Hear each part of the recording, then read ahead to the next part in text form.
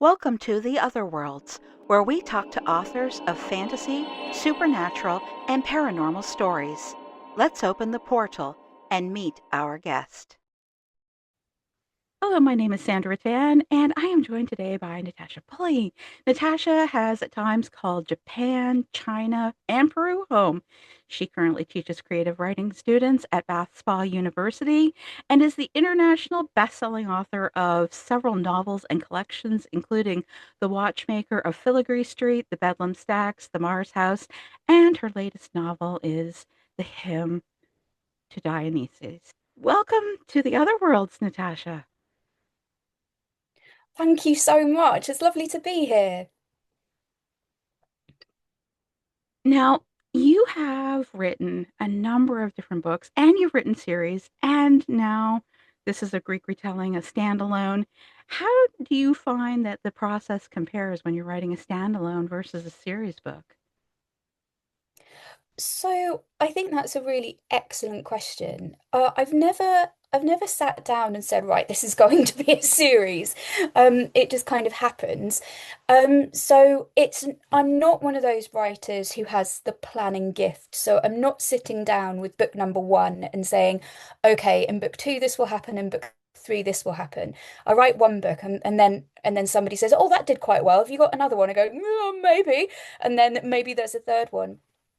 But usually I prefer to write standalones, and it's partly because I'm one of those many people, and I'm sure lots of people listening are very familiar with this experience, who are focused very, very closely on one thing for a couple of years, then completely lose interest, move on, and never come back to it. That is a completely normal um, style of research for me. So there'll be these brief periods of intense concentration and then I'll move on. I would find it very, very difficult to maintain that for a long series. So I'm full of admiration for people who can write 5, 7, 10 books with the same characters in the same setting on the same theme. Because I've lost interest and wandered off by then. Yeah, no, it can be a real adventure to dive into a new standalone because everything is new and fresh, and there's such a process of learning. And I was thinking about this when I was looking into the other books that you've written. You've written about colonizing Mars, surviving in a Siberian gulag. You've got works that are set in Japan and Peru. So I wondered, what was it about the idea of retelling, um, a Greek myth that appealed to you? What drew you into Dionysus and his stories? And if I say any names wrong, please correct me. I, It's fine. So the kind of wonderful thing about ancient Greek names is really nobody knows how to say them. Ancient Greek is rather different to modern Greek, and so you can ask a Greek who speaks Greek now, or you can ask a scholar, but scholars will say it differently. So if you say one thing and I say another thing, there is nobody to say that we are right or wrong. So I suggest we continue doing that and, support the multiplicity of the pronunciations of Greek, and I think that's fine. So, what I found really fascinating about this story was Dionysus himself. Um, I studied classics to some extent when I was younger, um, but not in any great depth. But then, as I got older and I read things like the Iliad and the Odyssey, again with kind of adult eyes rather than suffering teenage eyes that had to do exams in this. Um, I started to get really intrigued by Dionysus because he's not in the Iliad or the Odyssey. He's the only major god who isn't. And I started to wonder why that is. It's quite a strange omission because he was a huge, well-known god at the time that the Iliad was being composed, which, just for reference, is probably about 750 BC. And it was written down after that. So it was composed for a couple of hundred years, probably by many people. And this was such a weird thing. He's such a major figure in Greek and Roman worship, even by Hadrian in the first century CE. there are major cults to Dionysus. So what is going on? Why is there this god who's kind of left out, even though he is one of the big 13 gods? And the more I looked into it, the more fascinating it was. And the more I realized that Dionysus is one of those gods who it's very, very tricky to understand from a modern standpoint. Like it's very clear what Hades is the god of. Hades is the god of death. We all understand what death is. Ares is the god of war. We all understand what war is. But Dionysus is the god of something kind of weird. And he's associated with wine. Yeah, that's what we know him for now. Madness, but also bees, the wild, leopards, bulls, ivy. What is this? It's not very straightforward. Um, and so he's quite a puzzle of a figure. And the more I thought about him, the more intriguing and fascinating he was. And the more intriguing and fascinating he became, the more I wanted to write about him. And I was at a stage in my writing life where I thought, you know what, I might almost be good enough to give it a go now. So I did. It's an interesting thing to take on an actual historical figure in in the sense of the myths and lore that are around him, and so I wondered, how do you approach the balance between what's established historically about a figure like Dionysus and where you want to take the story and creative liberties? How do you balance that out? So again, I think that's a very sensible question. And the lovely thing about ancient history is we know very little. So this book is set in about 1180 BC, so 3,000 years ago. There is very, very little left of Thebes. Old Thebes is buried under modern Thebes. Most of it has never been excavated. We don't know what's there. There is very, very little written record of anything from Thebes. We know that the city was there. We know that the Athenians hated them. We know that they often fought Sparta. But the archaeological evidence is extremely sparse, and it's extremely difficult to know anything about them, except what is written about Thebes by the Athenians, who hated them. So the textual evidence is almost non-existent. The archaeological evidence is sparse.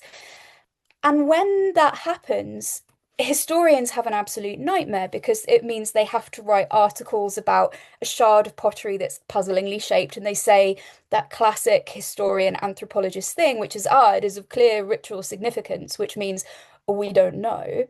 Um, but it's great for writers because it means that you can write about this period and you can write almost whatever you want because you can say until you're blue in the face, oh, historical fiction should write about the most likely scenario. But it is impossible to construct a most likely scenario when all you have are a few clay tablets that are tax records and a few ruins. I mean, so if, say, modern New York were today judged by the ruins of the Empire State Building alone, that would be all we had, and the contents of the filing cabinets at the IRS. That's it. That's all the evidence that we have from this period in Thebes. It's the Mycenaean period. So it's so sparse. And now I've included things in the book that are, they seem magical, but this is what people believed at the time. And there are records of devices like marvels and things like that. And I have had people say to me, like, but it's not historical. I'm like, yeah, because nothing set in this period is historical. There is not enough to construct a historical narrative. Not really.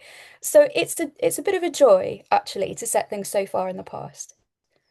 Yeah, I mean, I found it quite interesting, and I found myself wondering what in the book was actually true that you had pulled from your research.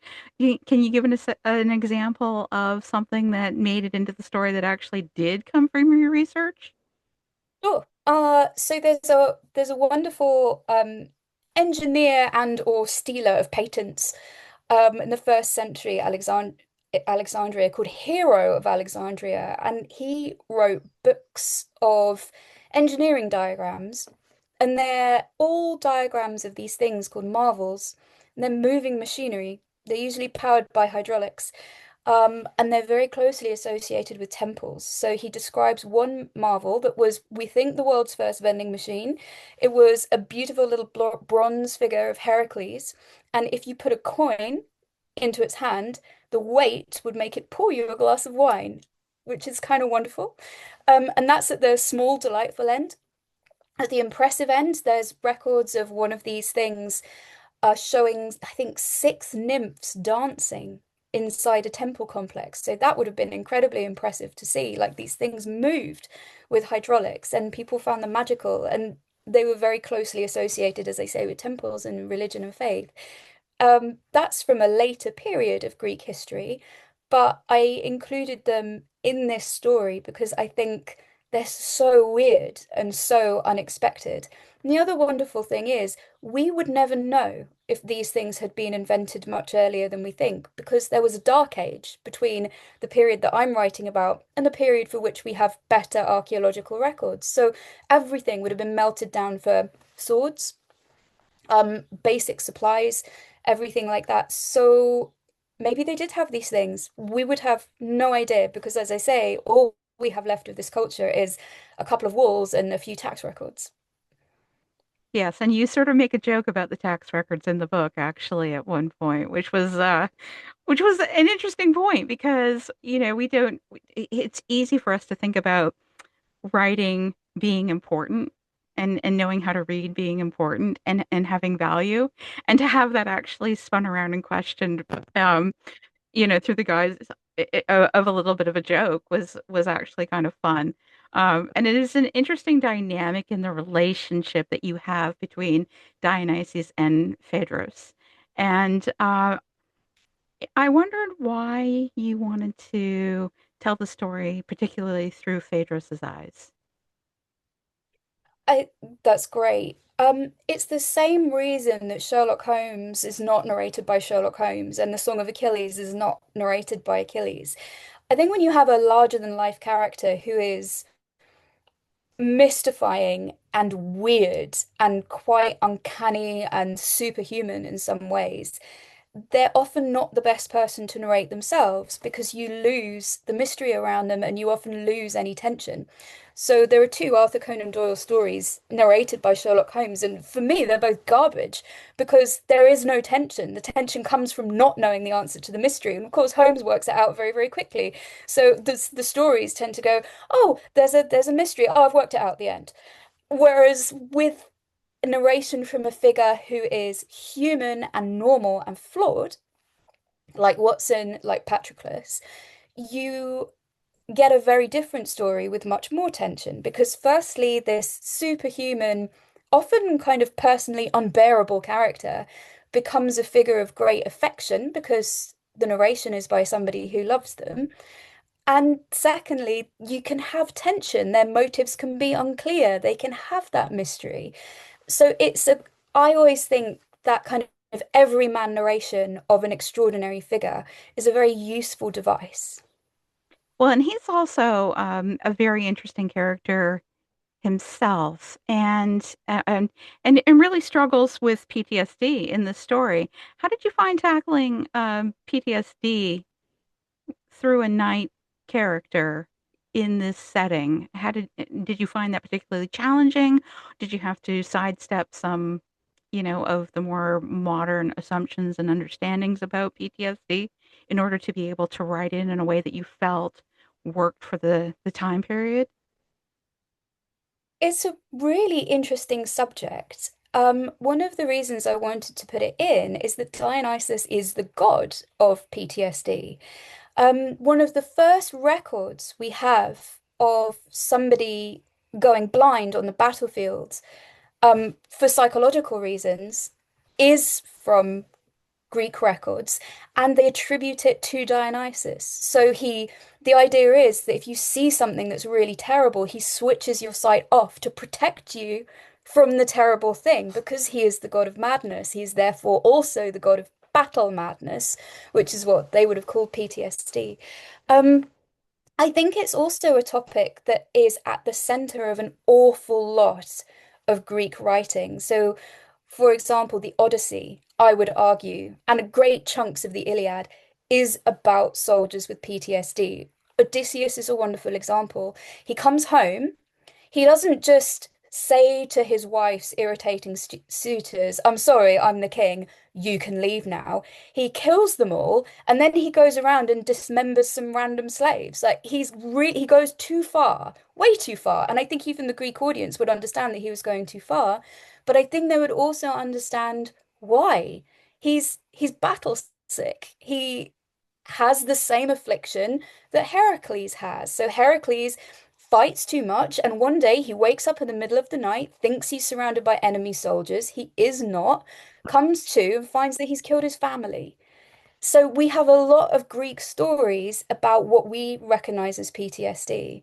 And that's what Dionysus is the god of. So I wanted to include it very much. It's very difficult to talk about something, of course, that you have not personally experienced. So I tried to listen as much as I could to people who I've spoken to who have it. Um, but also, I watched lots of videos, interviews with people, and I tried to understand it as well as I could. I'm hoping that I haven't included anything that seems too untrue. I'm aware that because I don't have personal experience of this, I might have made some mistakes, but I'm really hoping that it reads as if I did it in good faith because that was the intention. It definitely read that way to me. And actually, I was thinking about it. There's the scene with the queen, where where they're talking about the fact that he should be on the marriage rolls, and and I mean, this is a great paraphrase, but it's basically she tells him to, you know, buck up and pull it together, like get yourself together. Yeah, And this is kind of the way that that she was raised, with this kind of attitude. And it resonated with me because it's so common for people who don't have mental health struggles to tell people that, like, if you're depressed or what have you, to just snap out of it. I mean, my mother's bipolar, it runs in my family. It's something that I've dealt with in that respect, which is still different than PTSD. But there is that sense that people have of just like, just pull yourself out of it, pull yourself together. And it was very interesting to me that he was just so sensitive, and aware of his vulnerabilities and how that could put other people in jeopardy, and and considerate of that, which I thought was actually, I know he's a complicated character, and he's not always, um, he's not always easy to know and to like, in the sense that he's very shielded, in some respects, but he's also very, very human in moments like that, where he's very aware of what's going on around him and how that might affect him. And he's very afraid of how his mental health condition could impact his actions. And so I really appreciated that aspect of the story and found it really interesting. So that was part of the reason I was curious about why you'd wanted to tackle it. And of course, it makes sense because of Dionysus and his role. But yeah, out of all of the characters, which one did you find the hardest to get into the mindset of? so I found it hardest to write Queen Agave. Um, I think it's partly because she's the queen. And particularly in this period, being queen meant being not a queen in the sense that we would understand now, but queen in the sense of absolute ruler. And these economies, from what archaeologists and anthropologists and historians have uncovered, were entirely dependent on the palace. They're called palace economies. And it's because there was no free market. It was the palace who allotted rations, money, food, to the point that they could even ban money, which is something I'm talking about in this book. So I I found it really tricky to write about her because there is this modern sense that if you're writing about a tyrant, well, a tyrant must be a bad person. But she isn't a bad person. She's just very hard. And to strike the balance between somebody who is ironclad, but also somebody who is quite brittle in ways as well. And you mentioned that she tells Phaedros to, to buck up, pull yourself together, get on the marriage register, shut your face. She isn't talking to him like that because she doesn't understand how he feels. She's talking to him like that because she does. Like she's had incredibly traumatic childbirth experiences, but nobody was kind to her. And so the only way that she knows to go forwards is to just press it down and ignore it. So this is damaged people talking to damaged people and coming up with solutions that are not solutions. So that was something that I wanted to get right, but it took me quite a long time to kind of understand who she is. And she's also such an important character though, because she's the one who Dionysus is punishing. This is all based on a play called the Bacchae, which means the Ravers, which is such an amazing title. And all of it is aimed at Queen Agave. There is a terrible, terrible, bloodthirsty, orgiastically cruel scene at the end of that play, and it's all aimed at her. So, what did she do that was so terrible? Is one of the questions that I wanted to answer in the book. So, yeah, she was a really tricky character. Yeah, because obviously yes, she's very complicated. She's definitely in the shades of gray because there are times when you really feel for her. Um, and because Phaedrus he describes that look that she had when I forget exactly what he said to her, I'm sorry or something, or or he said something about what he wished for whoever had said that to her, said that the thing to her that had been so hurtful that he interpreted as hurtful. They thought it was helpful and it was really a very hurtful thing. And he thought more about the emotion and then he describes the look that she had as being brittle. Not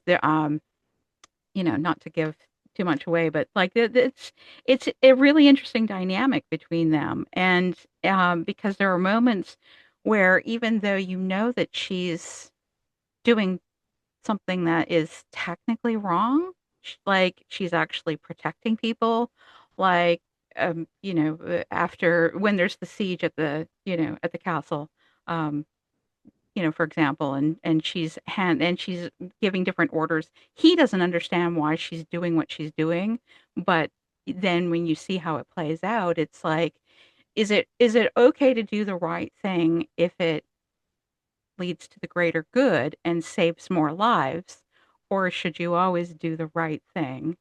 And so there's always this balance with her because she's part person, but she's also part politician, really, as a leader and having this great influence. And so it's she's complex, which does make her fascinating, really. Um, but I can see how she could be, very challenging, so which one did you find most? Which one came most naturally to you? Who would you say is most like you? Phaedrus is very like me. So I teach teenagers. I teach undergrads, 18, 19, 20 year olds. And an awful lot of what he says to them, like the way that he is with them, is very much verbatim what I have yelled across classrooms. Um, so like if you just imagine that I look like an angry Greek man. It's me. So that voice was much easier to get hold of. That kind of that grumpy, sweary. I know he sounds very British. It's because I'm very British. Um, that was much easier. And then Dionysus was mercurial, quite hard to get hold of. But I think once I had read enough, I felt like I sort of understood enough to give it a go. Yeah, it's always challenging when the character is mysterious themselves because there's that balance of what you know, but then what you want to put on the page as well, in terms of slowly unraveling the mystery and getting us to the answers in terms of who this is and what they're about. So I have to ask then, since there was some direct inspiration, did you have a direct inspiration for feral Jason. So all my students have asked me that. They've gone like, "Is it me? Am I feral Jason?"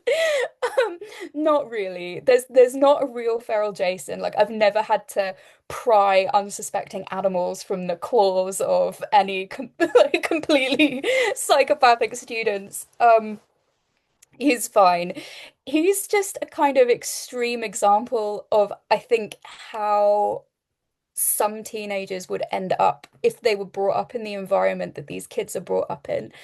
And I think something that really shocked me when I was reading records about Sparta, which is what I based Thebes on because there are no records about how Theban teenagers were brought up, was how young they were sent to the army. Um, so, they go into the agoge aged about 7. It's tiny. They're in the infant, by the time they're about 14, 15. It's appallingly young. And 50% of them don't survive past 21. Like the death rate is unbelievable for Spartan soldiers. And because they were always at war with Thebes, I assume the same is true of the Theban knights. So these were really kind of gut punch statistics for me because I teach those kids and I know what they're like. And it would be madness to try and marshal them into a battle line. So I think it was just me trying to think about what it would really be like, what it would do to people, the things that you would start thinking were normal that are absolutely bonkers. So yeah, no, fortunately, I have never met a genuine feral Jason. Well, he's a great character. I mean, I can kind of see it because, throughout time, like there's always been that one kid or a couple of kids who were just a little bit more adventurous, maybe in the sense of they were willing to poke and prod and like, oh, how does this work? Or what's going on with this? And, Yeah, and they just didn't have that boundary line, right? And so, yeah. yeah, he was he was fun because you didn't know how far he was going to take it. So, you know, I, that's my takeaway. I mean, I know that he's not like a major character, but it was always interesting when he came on the page because it was kind of like, oh, what's going to happen now? You know. Ah, that's no telling. Yeah, yeah, and sometimes it is fun to write those unpredictable characters. They're certainly fun to read. So, Definitely. so I have to ask, shifting in a different direction. You have a couple of collections. The haunting season is described as ghostly tales for long winter nights, and the winter spirits is described as ghostly tales for frosty nights. What do you find appealing about writing about ghosts? So those collections are really interesting. So they're by multiple authors. I'm just one of, I think, maybe 9 in the first one and then 11 in the second one.